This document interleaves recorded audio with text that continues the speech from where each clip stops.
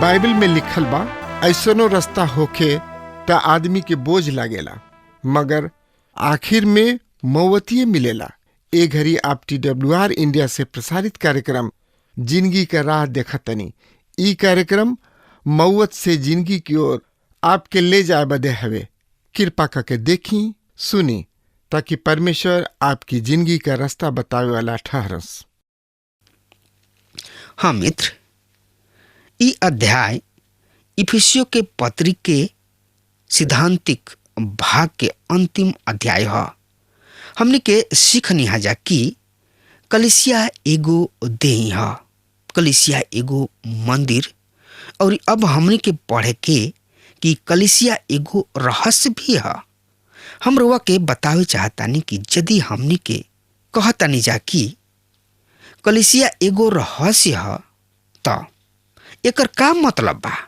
एकरा बारे में लोग के बीच बहुत सारी गलतफहमी भी बा।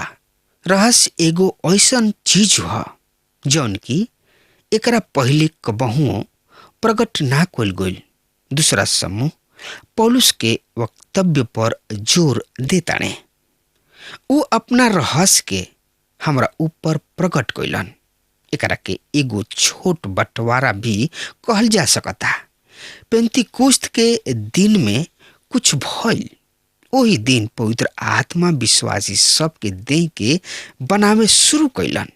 ऐसन उस समय तक होत रहल जब यीशु मसीह कलीसिया के इस संसार से उठा ना लिए। हमनी के ऊपर पवित्र आत्मा के छाप छुटकारा के दिन तक लागल बा। पेंतीकोस्त के दिन जौन कुछ भइल, वही दिन कलीसिया के जन्म दिन है। अब हम रहस्य के व्यवस्था के ऊपर विचार करब। श्रोता मित्र भाई बहन, तो एकरा बारे में जानकारी खातिर रुआ हमरा संगे आपन पवित्र शास्त्र बाइबल निकाल ली। इफिसियों के पत्री 3 अध्याय 1 और 2 पद एक तरी से बता रहल बा। सुनी, हम रुआ सामने पढ़ रहल बनी। यही कारण हम पौलुस जौन की तू गैर यहूदी सब के खातिर यीशु के कैदी हवा, यदि तोहनी लोग सही में परमेश्वर के ओ अनुग्रह के प्रबंध के चर्चा सुन ले होखा जौन की तोहन लोग के खातिर हमरा के सौंपल गइल। हम रउआ के आपन शाब्दिक अनुवाद बतावे चाहतनी। यही कारण हम पौलुस अन्य जाति के ओर से मसीह यीशु के गुलाम बानी। अपना परमेश्वर के ओ प्रबंध के सुसमाचार है जौन की रउआ खातिर हमरा के दिहल गइल बा। पौलुस अपना वर्तमान दशा के एगो बंधुआ के रूप में बतावताने। उ ऐसे बंधुआ बनले काहे कि उ सुसमाचार के अन्य जाति सब के बीच में ले गइलन। अन्य जाति सब के एगो नया सौभाग्य मिलल। जौन लोग परदेश बिना आशा के और बिना परमेश्वर के रहले, उ मसीह के द्वारा परमेश्वर के परिवार में मिला लिहल गइल।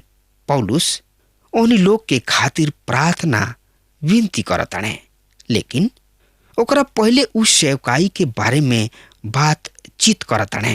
पौलुस दैविक योजना तथा वो व्यवस्था के बारे में बात करताने जेकरा खातिर प्रभु उनका के बुलौले और अन्य जाति सब के बीच भेजले। दूसरा प्रेरित सबके अपेक्षा पौलुस के सेवकाई एगो अलग किस्म के सेवकाई रहे। संदेश अलग ना रहे, पर जेकरा के ई संदेश दिहल जात रहे उ लोग अलग किस्म के रहन। रुआ हमरा संगे पवित्र शास्त्र बाइबल से देखी गलतियों के पत्री 2 अध्याय के 7 पद में ये तरी से बड़ा ही साफ साफ लिखल बा। एकरा विपरीत जब उ देखले कि जैसे पतरस के खतना कइल गइल लोग में वही तरी ही हमार खतना रहित लोगन में सुसमाचार के काम सौंपल गइल। आई यही लगले हमने के प्रेरितों के काम 4 अध्याय के 12 पद में लिखल बा। ये पद के हमने पढ़ ले जाओ। कोनो दूसरा के द्वारा उधार नहीं खे, काहे कि सड़क के नीचे मनुष्य सब में कोनो दूसर नाम नहीं खे दिहल गइल जेकरा द्वारा हम उधार पाई। पौलुस अन्य जाति सबसे कह रहल बाणे। प्रेरितों के काम 16 अध्याय के 31, प्रभु यीशु पर विश्वास कर त तू और तुहार घराना उधार पाई। पौलुस और पतरस के पास संदेश केवल एक ही रहे, मगर लोगन के समूह अलग अलग रहे। यहाँ पर अब एकदम एगो नया बात होके जा रहल बिया। पुराना नियम से ई विभाग बिल्कुल अलग बा। जब पौलुस फरीसी रहन तब व्यवस्था के अनुसार चलत रहन। उ कभी भी अन्य जाति सब के बीच प्रचार ना कइलन। उस समय उनकर सोच विचार अलग रहे और उनकर सोच विचार अलग बा।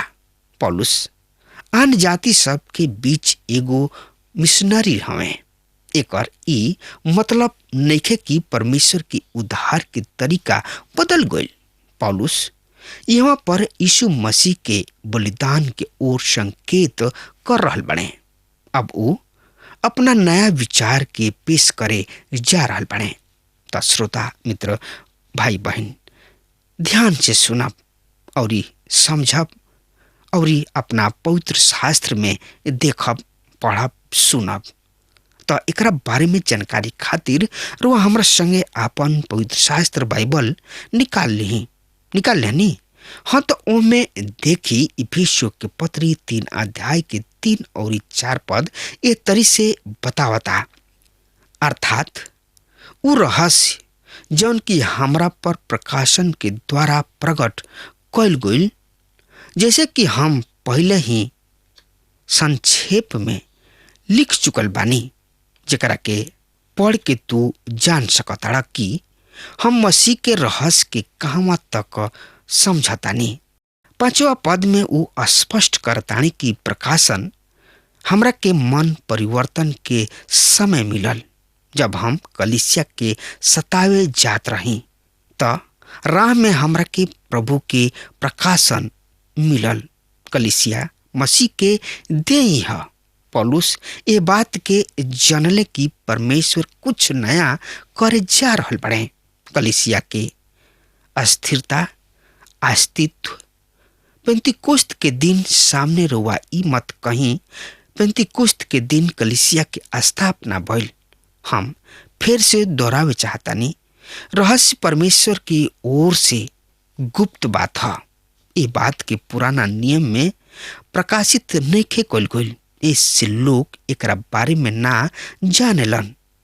अब नया नियम में ई प्रकाशित भइल। रहस्य शब्द नया नियम में 27 हाली आइल बा और 11 गो रहस्य के ओर संकेत करता। पौलुस इफिसियों के पत्री 1 अध्याय के 9 पद में रहस्य यानी कि भेद शब्द प्रयोग करताने लिखल बा। वो अपना इच्छा के भेद ओ सुमति के अनुसार हमरा के बतावल गइल बा, जौना के ऊ अपना आप में ठान लेले रहन। इफिसियों के पत्री 2 अध्याय के 14 और 15 पद में ऊ भेद शब्द के व्याख्या करताने लिखल बा, काहे कि उहे हमार मेल हमें जौन की दोनों के एक क दिहले और अलग करे वाली दीवाल के जौन बीच में रहे ओकरा के ढाई दिहल गइल और अपना शरीर में बैर अर्थात उ व्यवस्था जेकर आज्ञा विधि सब के रीति पर रहे मिटा दिले कि दोनों से अपना में एगो नया मनुष्य उत्पन्न क के मेल करा दे। तो एकरा बारे में जानकारी खातिर वो हमरा संगे अपन पवित्र शास्त्र बाइबल निकाल लेनी। हाँ, तो उनमें देखी रोमियो के पत्री 16 अध्याय के 25 पद में ए तरी से साफ साफ लिखल बा। अब जे तोहनी लोग के हमार सुसमाचार यानी कि यीशु मसीह के बारे में प्रचार के अनुसार विश्वास में स्थिर कर सकताने, उ भेद प्रकाश के अनुसार जौन की सनातन से छिपल रहल। पौलुस फिर कुलुसियों के पत्री के 1 अध्याय के 26 पद में कहताने, यानी कि ओ भेद के जौन की बहुते जुग और बहुत पीढ़ी से गुप्त रहे यानी कि छिपल रहे, बाकी अब उनकर संत लोग पर प्रकट भइल बा।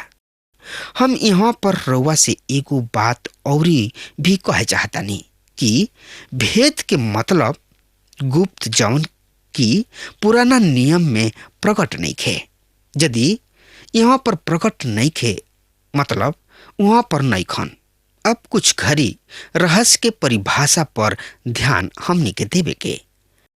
पौलुस यहाँ पर स्पष्ट कर रहल बानी कि ई केवल उनके ऊपर ही प्रकट नहीं कल गइल, और अब वो स्पष्ट कर रहल बाने कि रहस्य के मतलब का है। भूतकाल के मनुष्य के बेटा और प्रेरित सब एवं भविष्यवक्ता के बीच विरोधाभास बा। पुराना नियम में कौनो के भी कलीसिया के बारे में प्रकाश ना रहे। अब परमेश्वर एकरा के अपना प्रेरित के ऊपर प्रकट कैले। उ पवित्र हमें काहे कि परमेश्वर के काम के खातिर अलग कैल गइल बाणे। पवित्र आत्मा भेद के अपना दास पर प्रकट करताने। इहे प्रभु यीशु मसीह अपना चेलन के वचन देले रहन। यूहन्ना 16 अध्याय के 15 पद में लिखल बा, जवन कुछ पिता के ह उ सब हमार ह। ऐसे हम कहनी कि उ हमरा बात में से लेके तोहरा के बताई हैं। संक्षेप में भेद का ह? ई सत्य ना ह कि आन जाति बच जाई हैं। हम रउआ के कई भाग के देवे चाहतनी। मित्र, तो आई पढ़ल जाओ एशिया नबी की किताब 11 अध्याय के 10 पद ए तरी से बता रहल बा। ओ दिन ऐसन होई कि इसे के जड़ जाति जाति के खातिर आश्रय बनी। उ जाति जाति सबके खातिर झंडा ठहरी और उनकर विश्राम स्थान महिमा मय होई। आई यही लगले एशिया नबी की किताब 60 अध्याय के 3 पद एह तरी से बतावता। सुनि ध्यान से। देश देश के लोग तोहरा प्रकाश के ओर तथा राजा तोहार आरोहण के प्रताप के ओर आई हैं। एशिया 42 अध्याय के 6 पद, हम यहोवा हई, हम तोहरा के धार्मिकता में बुलौले बानी। हम तोहार हाथ थाम के तोहार रक्षा करब और हम तोहरा के प्रजा के खातिर वाचा तथा जाति सब के खातिर प्रकाश ठहराइब।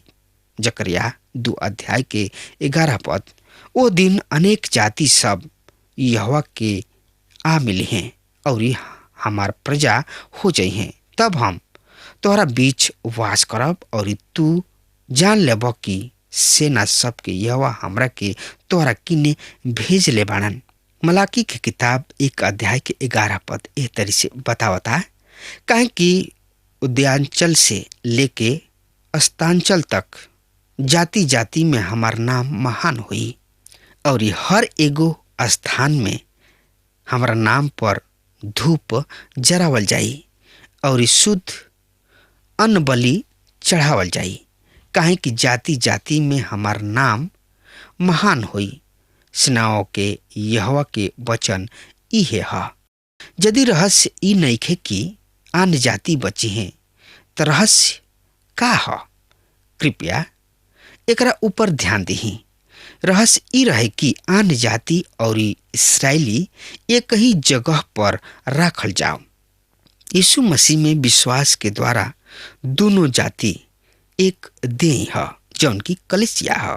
कलीसिया के देह यानी कि कलीसिया देह के सिर है। इससे मानव जाति में 3 गो विभाजन बा। आदम से इब्राहिम तक सब लोग आन जाति रहन 2000 बरिस। इब्राहिम से मसीह यीशु तक सब लोग यहूदी या आन जाति रहन 2000 साल। ये तीनों विभाग है, यहूदी, आन जाति और कलीसिया। पेंतिकुस्त के दिन से लेके उठा लिहल गोइल तक 2000 बरिस। पहला कुरिन्थियों 10 अध्याय के 32 में लिखताने, तू ना यहूदी सब ना यूनानी सब और ना परमेश्वर की कलीसिया के खातिर ठोकर के कारण बना। श्रोता मित्र भाई बहन, इस संदेश में रुआ सीखनी है और समझनी है कि कैसे और कौना तरी हमनी के अपना पाप में पड़ल प्रभु यीशु मसीह ने आवे के बा। तो श्रोता मित्र हमार भाई बहन, तो हमार बात रुआ सुन रहल बानी तो ध्यान से सुनी और एकरा ऊपर मनन करी, काहे कि प्रभु महान प्रभु हमें उनका से बढ़ के केहू ना हो कि हमनी के उनकर स्तुति, उनकर प्रशंसा, उनकर बड़ाई करी जा। काहे कि प्रभु हमनी के जौन प्रभु हमें उहे मार्ग, सत्य और जिंदगी हमें उनका से बढ़ के केहू नहीं के। श्रोता मित्र भाई बहन, अब हमार समय एजे खत्म हो रहा बा। तब तक खातिर रुआ हमरा के आज्ञा दी। परमेश्वर रुआ की बहुत ही आशीष देस। आमीन।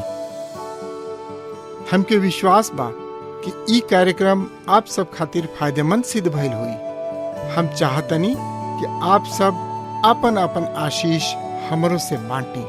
अगर आप सबके लगे बाइबल से चाहे आपकी निजी जिंदगी से क्यों सवाल होके, चाहे क्यों समस्या खातिर प्रार्थना करावे चाहतनी, तो हमारी फोन नंबर पर जरूर संपर्क करें। परमेश्वर आप सबके बहुत आशीष प्रदान करें और आज का दिन आप खातिर सुखद बनावे।